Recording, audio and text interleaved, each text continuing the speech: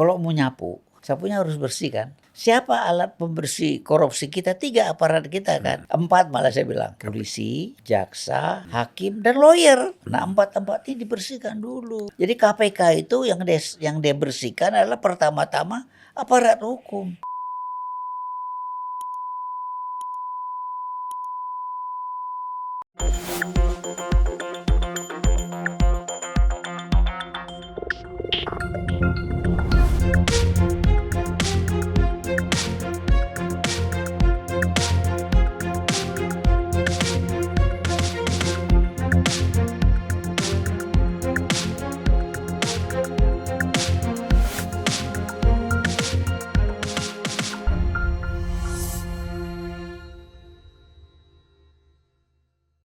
Bismillahirrahmanirrahim. Assalamualaikum warahmatullahi wabarakatuh. Waalaikumsalam warahmatullahi wabarakatuh. Salam sejahtera buat kita semua. Saya hari ini bersama, kalau kita manggilnya Bang Abdul Latif. Ya. Luar biasa. Lahir 27 April 1940 di Banda Aceh. Kota Raja Dulu Kota Raja namanya. Iya. Sekarang namanya Banda Aceh ya. Dan saya terus terang Bang, mengingat umur abang 84, kita ini kan ada di lantai 2 ini, podcast kita. Saya lagi mikir nih gimana abang naik ke atas ini ya. Umur 84 naik tangga ini bagaimana. Ternyata lancar sekali. Luar biasa. Jadi dengan wajah yang masih kelihatan muda, kemudian dengan fisik juga yang ya orang nggak nyangka abang nih kalau nggak dikasih tahu 84 mungkin orang mikir-mikir ini masih 75 gitu ya. Tapi itu berkah ya Bang ya. Ya, terima kasih Allah. Berkah, terima kasih kepada Allah dan abang tetap sehat walafiat. Amin. Itu. Dan saya berterima kasih Bang, abang menyediakan waktu untuk datang ke sini ya, kita ngobrol-ngobrol banyak hal terutama pengalaman Bang Latif ini luar biasa. Nah ini satu buku ya yang harus dibaca oleh kader-kader HIPMI. Ya, buku Bangkitnya Entrepreneur Nasionalis. Nah ini ditulis oleh Bang Latif ya. Ketika ulang tahun HIPMI yang ke-45 ya. Iya, sekarang ini sudah 52 tahun. Sekarang HIPMI 25 tahun. Jadi saya kira ini satu bahan untuk mengetahui sejarah bagi kader-kader HIPMI sekarang kan udah luar biasa Bang. Iya. Dan udah banyak sekali menyebar di mana-mana. Seluruh Indonesia. Bukan hanya Dari presiden. Iya. Jadi kalau namanya pengusaha di Indonesia kalau kita lempar batu itu kalau ada 10, 9 kena kepala HIPMI. Abang pendiri pertama ya Bang? Iya, pencetusnya. Pencetusnya ya. Dan ketua umum pertama. Yes. Nah, ketua umum pertama Himpunan Pengusaha Muda Indonesia. Dan kemudian diganti oleh Pak Siswono ya. Setelah Siswono, Abu Rizal Bakri, baru Puncu Sutowo. Itu yang agak rame waktu masa Puncu ya. Iya, Puncu sama Surya Paloh gitu. Di Medan. Ya, itu sempat rame, tapi akhirnya dimenangkan oleh Puncu ya.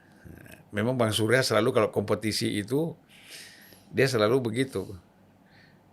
Nasibnya kurang bagus ya. Untuk bertanding. Tapi setelah itu dia hebat kan. Iya, dia selalu begitu ya. Iya. Kemudian dengan Golkar juga kita lihat ketika dia bersaing dengan Abu Rizal Bakri, dia kalah, tapi bikin partai Nasdem jaya lagi kan gitu. Ya itu mungkin semangat entrepreneurnya gitu Bang. Nah sebenarnya kita kan orang mau tahu nih, Bang Latif ini banyak sekali ya pengalamannya, pernah jadi Menteri Pariwisata, itu 98 ya. Mungkin nggak sampai 1 tahun. Iya. Kemudian Menteri Tenaga Kerja itu full ya, 93 sampai 98. Yes. Ya. Nah kalau kita lihat dari situ kan luar biasa pengalaman-pengalaman yang terbangun gitu Bang. Nah jadi sebenarnya yang ingin saya tanyakan gitu kepada Abang ya. Bagaimana awal mula ini Abang 10 tahun dari Aceh. Aceh, dari Kota Raja berangkat ke Jakarta 10 tahun ya. Nah, itu 10 umur 10 tahun itu di Jakarta Abang di mana aja tuh, Bang? Jadi begini, eh, ayah saya itu orang Minang berdarah juga Aceh lah, ya, keturunan Aceh betul. Jadi beliau sekolah di Padang Panjang, sekolah agama lah. Ketika beliau umur tamat sekolah dengan saudara dan kawannya, katanya dipanggil ke Aceh, tamat sekolah untuk bergabung perang. Itu ayah saya umur 18 tahun, 1828 apa begitu, ikut perang Aceh di Melabuh sama Teguh Umar. Ya. Nah, perang mereka dan ayah terus ikut perang, lalu bersaudagar. Saudagar terus punya tongkang dulu namanya. Ya. Tongkang itu kapal yang mengekspor barang-barang rempah Aceh seperti minyak nilam, kopra, ditukar dengan tekstil, mungkin juga dengan senjata apa segala lah. Ya. Maka Aceh itu kan sulit dijajah karena di Aceh itu kan terbuka ke Siam, ke Malaysia, ke Penang, tukar-menukar masuk senjata perang. Itu ayah saya saudagar Aceh lah gitulah. Ya, ya. Nah yang terkenal. Tapi itu berdagang dan berjuang gitulah. Dan melawan Belanda. Nah setelah damai dengan, tapi sebenarnya Aceh itu tidak pernah dijajah loh. Ya, ya. Di pedalaman mesti perang Belanda, terus masuk Jepang, masuk terus merdeka. Nah, Tapi kalau kita lihat kan Bang di Kerkhof itu sekarang kan yang kuburan Belanda di Aceh itu ya di Banda Aceh, itu banyak juga jenderal-jenderal Belanda yang meninggal ya. itulah hebatnya, makanya saya bilang orang Aceh itu hebat perang. Saya mesti dicerita almarhum ibu ya. Ya. Itu dibilang tipu Aceh ya. Heeh. Bukan sebenarnya tipu Aceh, itu Belanda yang bilang. Heeh. Itu ibu saya cerita, ayah kamu juga cerita itu ya. Pada waktu itu di Melabuh. Ya. Melabuh tuh kapal, sudah perang Aceh. Hmm. Teguh Umar melawan terus, kemudian dia lihat ada kapal mendarat, bawa meriam, bawa senjata ke Aceh. Wah, dia lihat ini Teguh Umar pura-pura menyerah, Heeh. ditangkap, masuk ke tangsi Belanda. Ya. Nah, dia diam dulu, dia cek, sudah intelnya bilang barangnya udah terbongkar semua, masuk istana. Ya. Pagi-pagi tuh dia serbu lah, itu matilah jenderal Belanda di situ. Teguh Umar keluar bawa senjata. Itu dia bilang orang Aceh itu penipu, itu tipu Aceh. Ya kan? Itu kan strategik ya, Ya, zaman ya, itu ya. kan. Taktik perang Iya. lah ya. Kayak ibu saya cerita, kamu tuh kalau digendong ayah kamu tuh, saya kan umur 3 tahun, ayah saya meninggal. Ya, ya. Di perebutan senjata di Langsa sama Jepang ya, ketembak Oh, dia. jauh juga ya. Iya, dan Itu Aceh Barat ke Aceh, dia kan Aceh Timur. pedagang segala kan, ke pelabuhan di Lok Semawe, ke Iya, Banda Aceh, ke Melabuh, Ya. ya. Nah, waktu itu ketembak, dia nggak mau bilang ketembak kan, komandan masa tembak, aib kan. Iya. Katanya infeksi meninggal. Nah, saya umur 3 tahun itu. Nah, terus ayah waktu mau sudah nggak begitu banyak perang, sudahlah mau tinggal di Kutaraja. Mau Kutaraja itu ada areal dekat Taman Sari yang Kerkop itu kan, Iya. itu kan Belanda sama feodal Aceh lah yang kerja sama Iya, Belanda iya. kan. Ayah nggak mau bangun kampung. Nah itu Iya. kampung baru gitu Bikin loh. bikin pemukiman Iya, sendiri ya. sendiri bangun. Ada nanti terus di tempat daerah situ dibangun Muhammadiyah dengan kawan-kawannya, dirikan Muhammadiyah apa Iya. semua. Nah itulah kampung baru itu. Nah sekarang itu menjadi pasar Aceh. Iya. Bangun rumah sama di sampingnya menasah. Iya. Menasah tuh kayak musola tipe Aceh. Menasah Iya, tuh Aceh itu di mana tempat beragama dan berkumpul. Iya. Perang-perang itu udah situ hari Jumat dan subuh itu kan tempat berkumpul untuk mengatur strategi perjuangan melawan Belanda. Iya. Nah itu hampir semua orang Aceh itu punya menasah di sampingnya tuh. Mm-mm. Nah sekarang tuh menasah di tengah pasar Aceh itu. Ya, saya dulu sempat ngaji situ juga. Ya itulah Sempat belajar sekarang di gitu. situ. Dan lucunya kan saya renovasi. Saya bagus kan. Bagus kan menasah ya peninggalan ayah lah ya. Iya. Setelah saya bagus kan tsunami kena. Iya. Wah ini memang strukturnya kan kuat. Itu yang tinggal yang lain rubuh menasah itu tinggal gitu loh. Nah itulah cerita waktu saya. Nah mengapa kami tinggalkan Aceh? Itu ada ceritanya. Iya. Nah Oh ini waktu dari Aceh termasuk yang pertama kita tinggalkan Aceh itu pada pesawat kapal Kalabahi dari perusahaan KPM Belanda itu mulai mendarat pertama tuh di Aceh itu kapal itu. ya ya. Nah kami terus pindah karena mama pesan kakak kamu itu sudah SMA lah ya. Jadi tidak ada universitas di Aceh, harus ke Jawa. Waktu itu kan universitas itu kan bahasa Belanda universitas ada di Aceh dan di Bandung. Jadi kami mesti ke Bandung. Nah ceritanya begini, mama kan ketua Asia, mama dia. Waktu itu kan dalam organisasi PUSA kan, Persaudaraan Ulama Seluruh Aceh yang diketuain oleh Teguh Daud Berih, kita panggil Abu Berih. Mereka suka kumpul. Nah waktu Bung Karno datang 48 itu Bung Karno menjanjikan Aceh itu tetap terus syariah Islam. Karena Aceh kan terus Islam dari zaman saya sebelum sempat merdeka kan Jepang. Jadi tetap mau syariah Islam. Itu Bung Karno janji. Nah beliau ke Jakarta menuntut tahun 1950. Abu Berih. Abu Berih dijanji, Bung Karno terus tidak janji. Kedua marahnya juga Abu Berih pada waktu menurut cerita mama sama saya. Pertama Bung Karno tuh mengingkar janji. Tidak syariah karena mungkin karena konstitusi hantu dulu kan. Kedua adalah Aceh itu tidak menjadi provinsi lagi, digabung menjadi Sumatera Utara. Provinsi Sumatera Utara Aceh,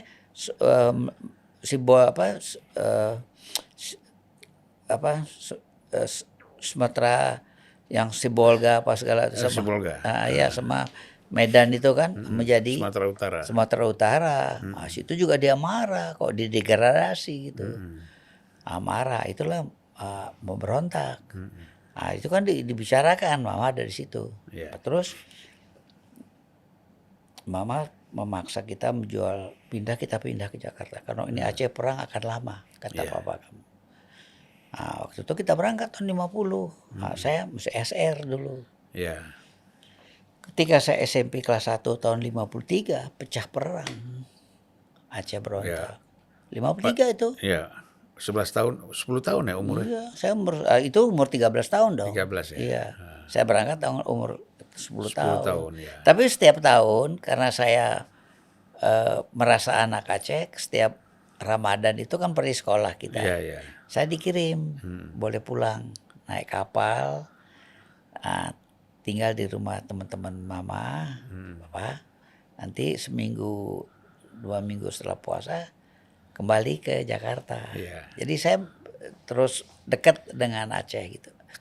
Karena itu saya banyak berkawan-kawan Aceh. Udah abang ini kan sudah dianggap tokoh Aceh lah. Sekarang yang paling senior kan Bang Latif ya. Praktis ya, bekas menteri pernah kita ngumpul-ngumpul, saya yang paling tua sekarang. Dulu ada Pak Bus ya. Itu ceritanya juga begitu. Pak Bus itu kan yang menjadi liaison lah yang dengan Aceh dan pusat. Bustanil Arifin ya. Nah terus waktu menteri Aceh kan ada 2, saya dan Ibrahim Hasan. Ibrahim Hasan, Saya tenaga kerja, Ibrahim Hasan di Pangan kan waktu itu. Lalu contohnya saya ditelepon, Tif, kapan mampir ke rumah makan siang gitu. Oh boleh, saya datang, dia senior kan. Saya datang.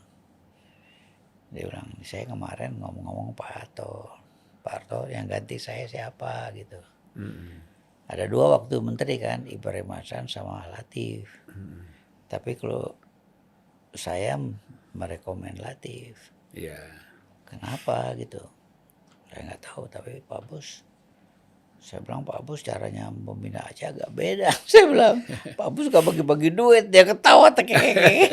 Saya nggak punya duit dari mana mau bagi-bagi duit gitu, Iya, ya iya. kan? Ya gitu kan? Ya juga ya. Saya bilang jangan Aceh itu jangan pernah dikasih ikan. Saya bilang berilah kail. Iya. Orang Aceh itu kan pandai, jangan gitu. Dan kita jangan konsep itu kita kembangkan. Nah, makanya terus saya nggak mau lagi, nggak mau. Nah itu yang kaitan. Tapi selalu saya menjadi mau di Golkar dulu di mana teman-teman Aceh saya selalu perhatikan. Tapi sekarang kan abang kumpul-kumpulin juga ini tokoh-tokoh Aceh. Ya, nah kita kumpul-kumpul kita ngobrol ya. Kok ini Aceh ini kan ada punya masalah serius ya. Iya. Di catatan saya itu ada 11 ya. Iya. Masalah yang dihadapi pemerintah Aceh itu sedih sekali gitu loh. Dari kalau saya bisa bacakan di sini Iya, ya. iya. Pertama ini semua dari survei BPS yang kami baca ya. Iya. Pertama hasil survei BPS mengenai kemiskinan. Aceh itu termiskin di Sumatera. 15,43% dari total penduduknya itu miskin. Iya. Sedih nggak? 15,4. Aceh itu kaya dulu loh. Iya, iya.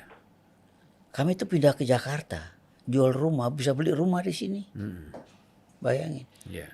Dan anak kita nggak punya apa-apa, dari simpanan mama kita bisa sekolahkan semua tamat, Iya. semua sarjana.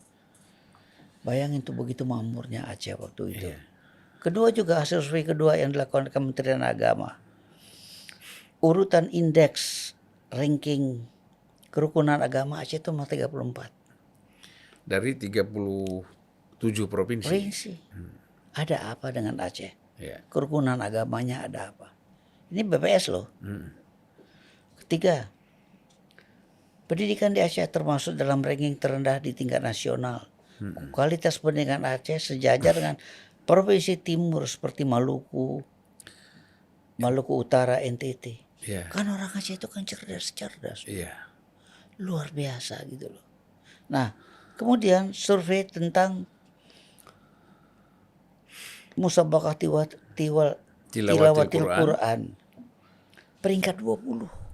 Waduh. Dulu Aceh itu kan ulama nomor 1, 2, 3. Iya. Dulu guru agama itu waktu saya semua orang Aceh. Kalau enggak orang Padang, orang Aceh. Iya. Sekarang tingkatnya 20. Lalu kemudian hasil survei kelima adalah mendapatkan ranking ketiga stunting dari bawah. Bayangin. Bagaimana orang Aceh yang hebat-hebat dulu. Orang Aceh itu pintar-pintar cukup makan. Saya waktu kecil ya. Iya.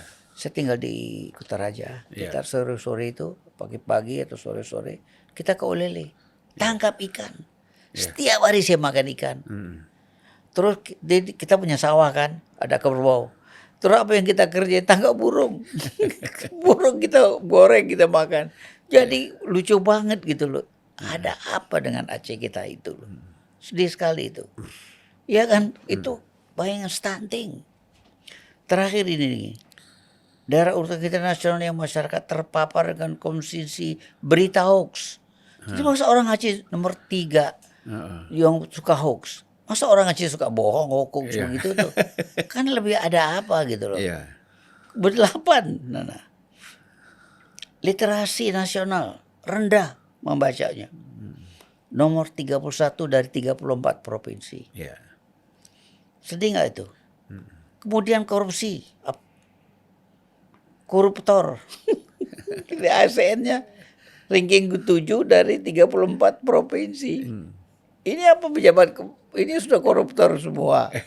Hancur dong Aceh nanti. Iya kan, nomor 7.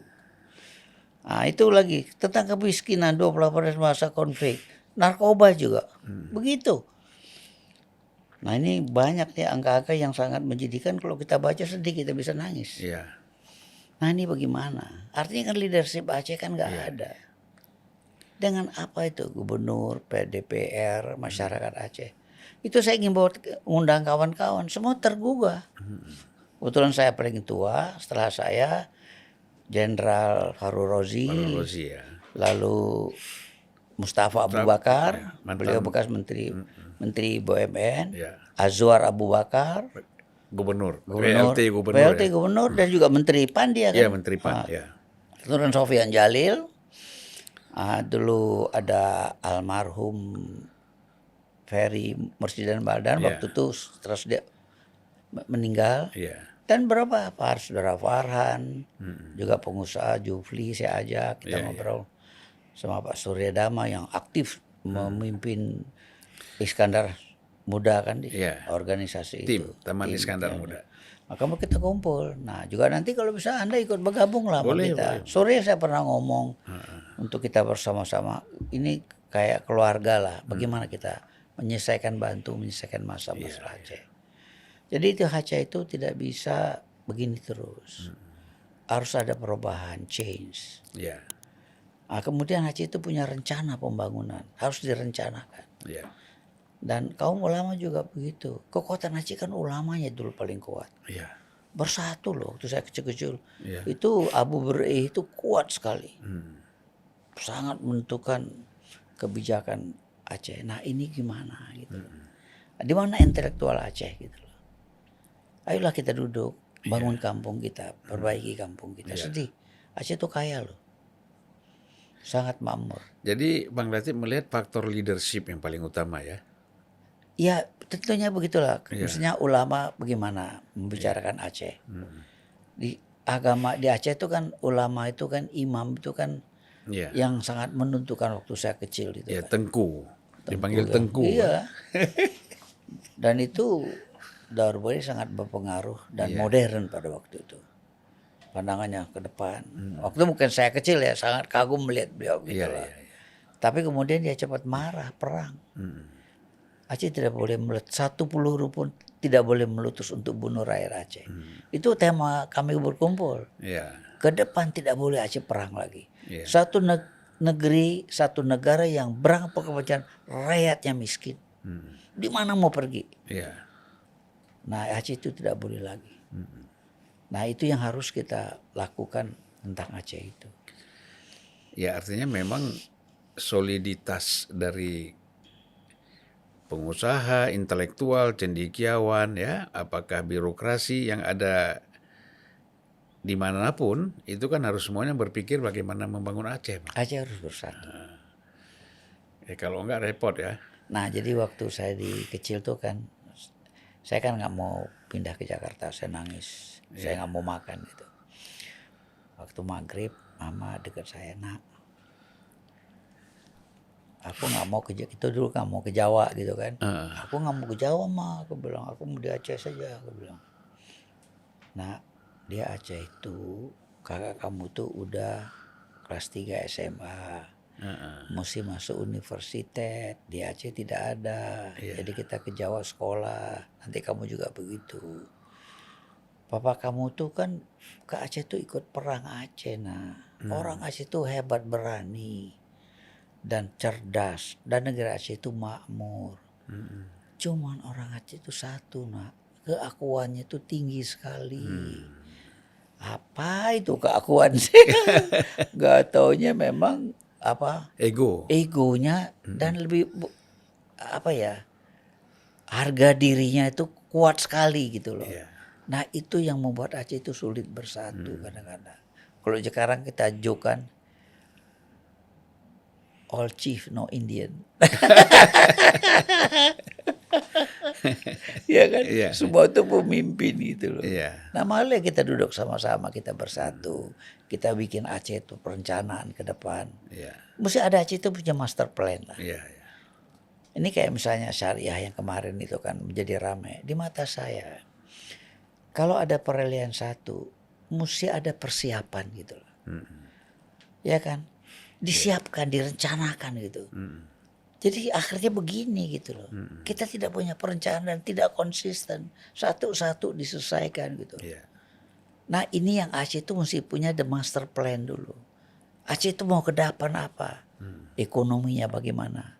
Jadi Aceh itu kuat ya, Iya. ulamanya kuat dulu. Iya. Saudagar Aceh terkenal, intelektual Aceh, ya kan. Komprehensif ya. Dah ini kalau bisa duduk sama-sama bicara tentang Aceh, ayo kita bicara ke depan, maka itu baik sekali. Iya. Saya juga sudah bicara sama Surya Paloh, mereka dia sependapat. Ayolah, Iya. jangan begini itu. Berdua juga cuma 5 juta lebih sedikit lah. Iya, iya. Negerinya begitu besar begitu. Sebenarnya banyak yang concern, Bang, untuk punya kesadaran untuk membangun Aceh ya. Tetapi kan bagaimana menyatukan orang-orang yang concern ini yang mungkin tidak mudah ya karena kesibukan, karena misalnya Surya Paloh dia sibuk juga dengan politik, dengan partai ya. Kalau Abang mungkin udah artinya kan tidak terlibat lagi dalam politik ya. Nah, sehingga masih banyak waktu untuk memikirkan ini. Enggak, waktu saya ngomong sama Surya, terakhir kita ketemu kira-kira bulan yang lalu saya bicara. Tergugah. Iya, Semua tergugah. pasti. Mau dia bilang, ayo Bang kita mau. Semua mau. Nah, mesti ada yang mulai kan. Nah itulah kami kumpulkan namanya Himpunan Makmurkan Aceh Hikmah. Hikmah, ya. Ya, nah bersama-sama nanti kalau bisa Anda pun bergabung, kita Iya, duduk. Nah, nanti Boleh. kita kumpul dengan ulama, dengan saudagar Aceh, Iya. dengan birokrat, ya. Karena yang mimpin Aceh ke depan harus orang tahu manajemen, Iya, pemerintahan, harus birokrat. iya. Nah ini kan mau ada Pilkada. pilkada. Nah kalau bisa kasihlah kesempatan birokrat yang punya pengalaman di itu untuk memimpin Aceh itu. Iya, Dan Aceh punya rencana, harus punya rencana gitu loh. Tentang ekonomi, tentang sumber dayanya, pendidikan, apa segala itu. Nah kalau ini dibuat rencana itu, insya Allah lah. iya, Dan secara konsisten dijalankan. Kan sekarang di hampir semua daerah kan setiap bikin gubernur bikin rencana baru. Saya bukan membenarkan Jokowi ya, saya bukan mendukung Jokowi, bukan juga karena Jokowi anak Imi ya. iya, Jokowi itu melakukan sesuatu gitu loh, buat negara ini gitu loh. Dia bangun infrastruktur, dia turun sama rakyat, dia apa dia perhatikan gitu. Nah ini kalau bisa konsisten terus berjalan kan bagus negara kita. iya, Iya kan, setiap orang punya kelemahan lah. Iya, iya, Tapi kita harus lihat baiknya kan. Bung Karno kan hebat. iya, Dia bangun dengan Hatta proklamasi. Kita merdeka.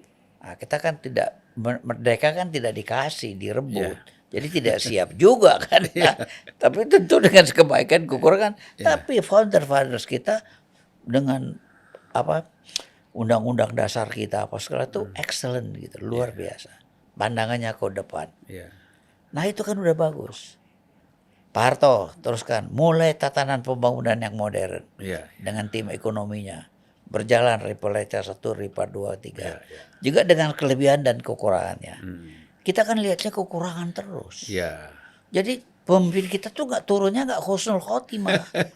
Bung Karno turunnya nggak enak, Pak Harto turunnya nggak enak, Habibie turunnya nggak enak, Gus Dur turunnya nggak enak, Megawati turunnya nggak enak, yang rada nggak ribut waktu SBY. iya, Iya kan? Nah, kalau bisa jangan lagi dah Jokowi turun juga dibikin nggak enak, sustain aja tuh. Kan Iya. konsep pembangunan kan kesinambungan dan pembaruan. iya, Nah, yang baru teknologi pembaruan, tapi di sustain mesti jalan terus. iya, Kayak misalnya Jokowi menyelesaikan yang mangkrak zaman Pak Harto kan. iya, Zaman sebelumnya kan nggak ada pembangunan gitu Iya, kan iya, iya. terencana. Nah itu kan terus. Nah ini kan supaya rakyat kita tuh tentrem gitu kan. benar, benar. Jadi figur-figur yang memang punya kemampuan teknokrasi, birokrasi ya, yang memahami persoalan-persoalan kalau kita bicara Aceh kan berarti regional ya. Iya. Dia harus betul-betul bisa memahami itu Iya kan. misalnya Aceh dengan konsepnya Aceh lah membangun. Tapi ada yang jangka panjang dan ada jangka pendek. Iya. Ada yang punya rencana nasional kan, mesti jalan juga. Tapi ada rencananya gitu loh. Besok gubernur ganti, ini ganti lagi. Iya. Masa zigzag gitu bagaimana aja bisa jalan pembangunan gitu loh. dan rakyatnya makin tambah kayak Aceh memang lebih 5 juta tuh lebih masih enak kita bisa benahin pendidikan dan lain-lain. Iya. Ke Indonesia kan sementara ini udah 300 juta. Nah, kalau misalnya pemimpin ribut, perang, berantakan ini negeri. Tidak boleh ada ribut lagi. Makanya saya bilang itu di HIPMI, di buku itu saya tulis The Unity of the Leaders. Bersatunya para pemimpin. Oh, perlu oposisi itu lain isu dah, tapi ini ada konsep rencananya jangka panjang, konsisten dilakukan, pembaruannya, rate of growth-nya terasa. Zaman saya kan 7,2% tumbuh ekonomi. Kemudian setiap 1% itu menyerap 350.000 tenaga kerja karena labor intensif. Sekarang nggak bisa lagi. Nanti bangsa ini mau kemanain tuh pengangguran? Very serious. Iya, ya. Ya artinya itu menjadi beban yang sangat berat ya. Harus direncanakan. Harus direncanakan. Nah gini Bang, tentu kan kita 2024 ini pada bulan Oktober sudah ada presiden baru, ya kan, Prabowo Gibran. Seperti Abang bilang tadi, apa yang sudah dilakukan Jokowi banyak positif, tetapi ada juga kelemahannya. Nah ini kan tentu harapan Bang ya. Kita punya harapan Abang terhadap Prabowo Gibran ini, khususnya kalau menurut saya untuk Aceh dulu lah, apa yang harus dilakukan? Itulah kalau bisa gubernur yang akan datang itu yang punya kuasa untuk memilih calon gubernur kan partai. Partai ya. Nah partai itu duduk yang partai Aceh bersama-sama.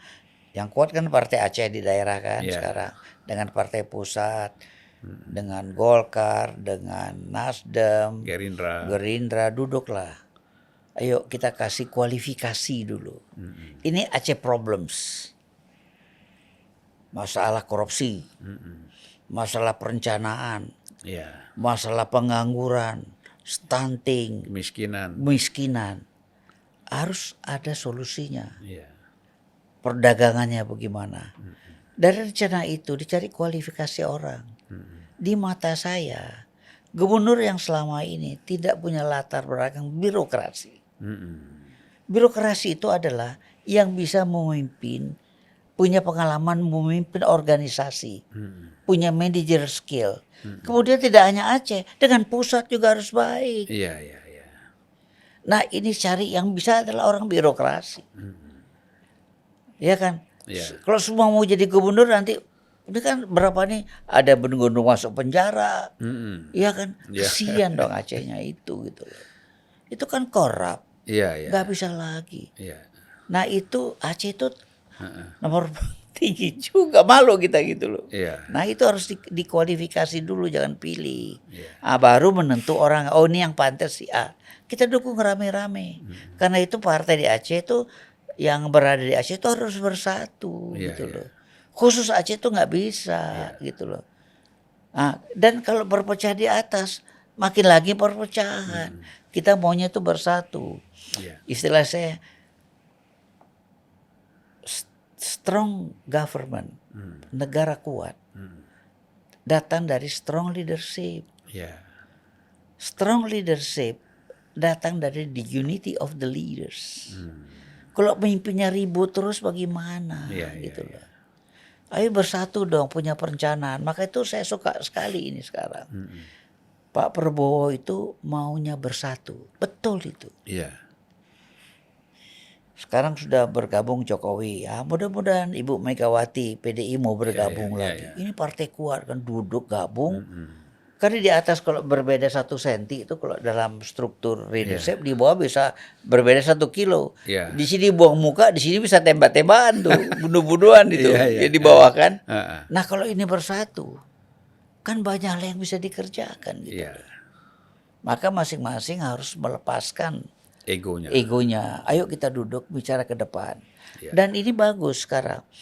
Pak Prabowo itu meneruskan yang Pak Jokowi yang sudah jalan dulu kan. Tentu ada kekurangan. Kekurangan itu kan masing-masing manusia kan punya kelemahan ya, situasi Covid ini. Udahlah kita perbaiki. Tetapi jangan korup gitu. Tidak boleh ada korupsi lagi. Maka KPK itu diperkuat, diperbaikan sistem administrasi, perbaikan Iya. tender apa semua.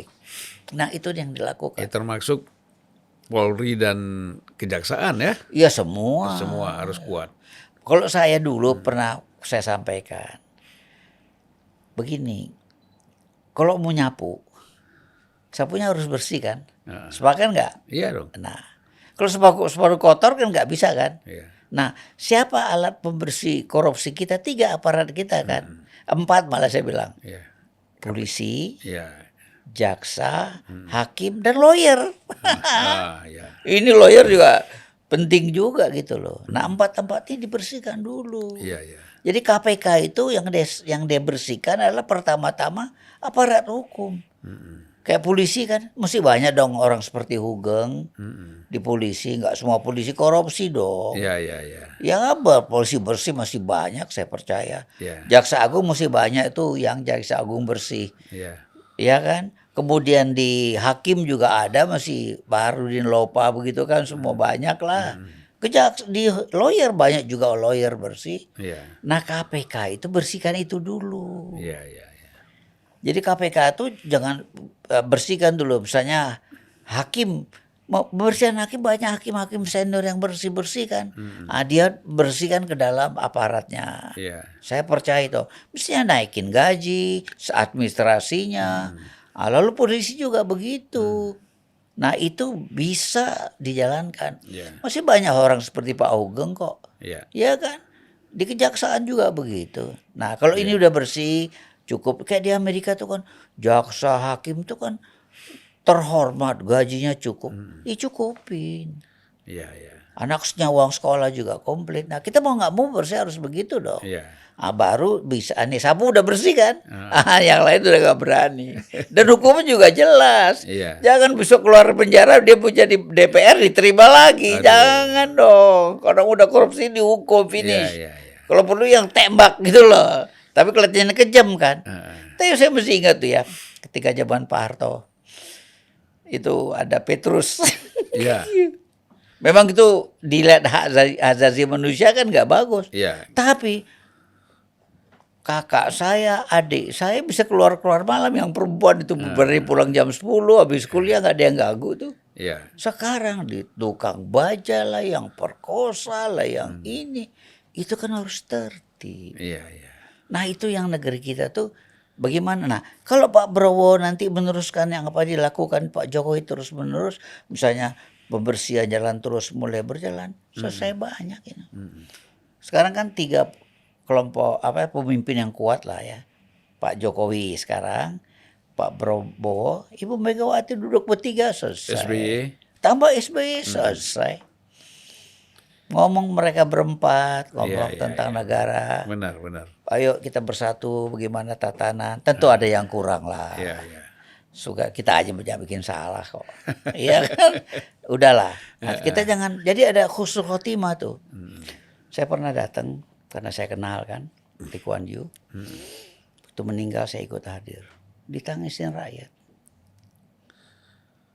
Iya. Meninggal di antar hujan-hujan tuh. Datang semua, lihat berdiri mayatnya. Kita kan enggak, sedih kan kayak Bung Karno. Iya. Dulu tuh waktu saya kecil tuh di kamar saya tuh gambar Bung Karno, gambar Bung Hatta. Turunnya begitu sedih enggak?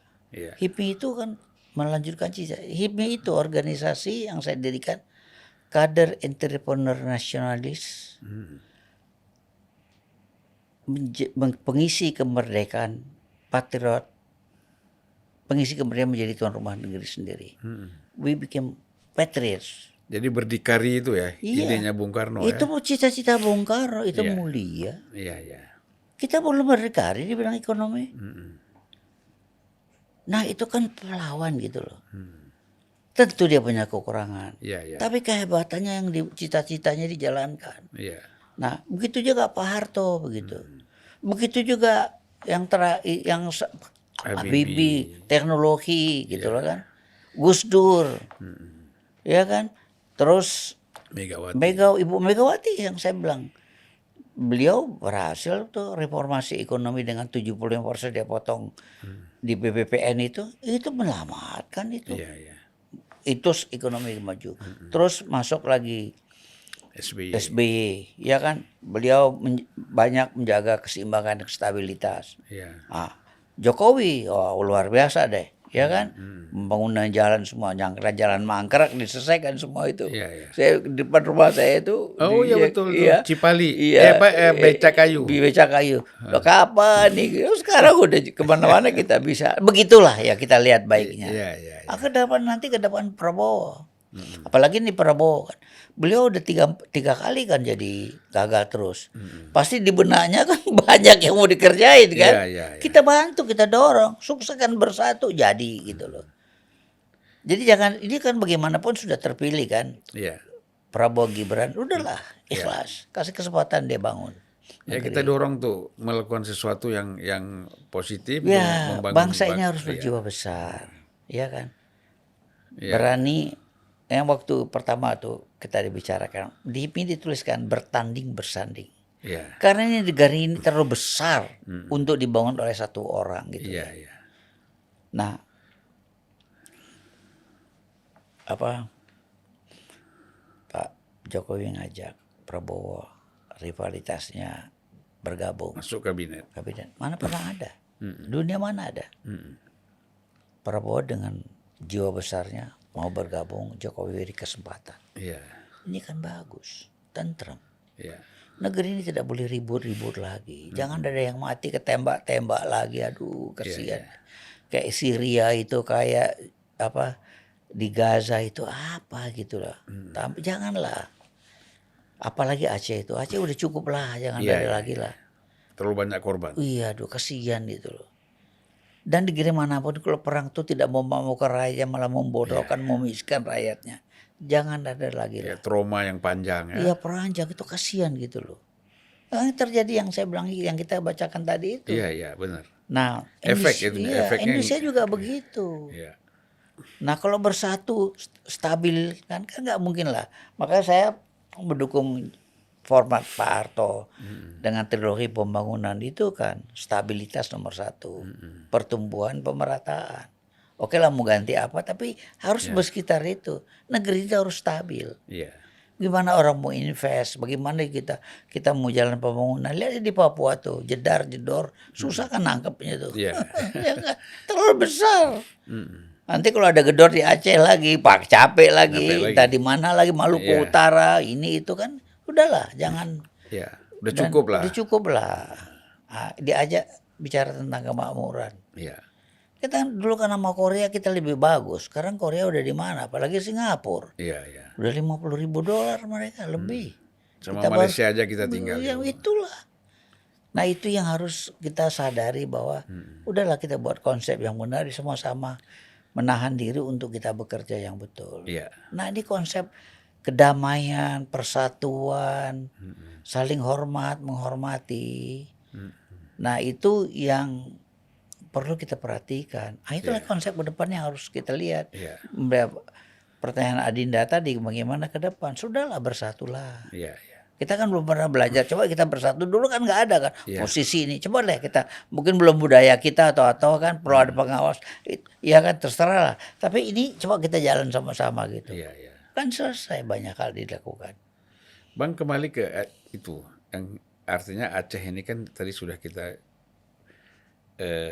bicarakan, sehingga perlu akan menjadi suatu soliditas ya, soliditas dari tokoh-tokoh Aceh ini untuk bersama-sama memikirkan dan membangun Aceh ke depan ya Bang. Baik Bang Latif, terima kasih banyak, dan saya kira ini sangat besar manfaatnya ya, bukan hanya untuk generasi muda, tetapi juga yang sekarang sedang memegang posisi-posisi penting di pemerintahan. Ya saya kira juga perlu banyak belajar ya. Baik, terima kasih banyak Bang. Assalamualaikum warahmatullahi wabarakatuh. Waalaikumsalam warahmatullahi wabarakatuh.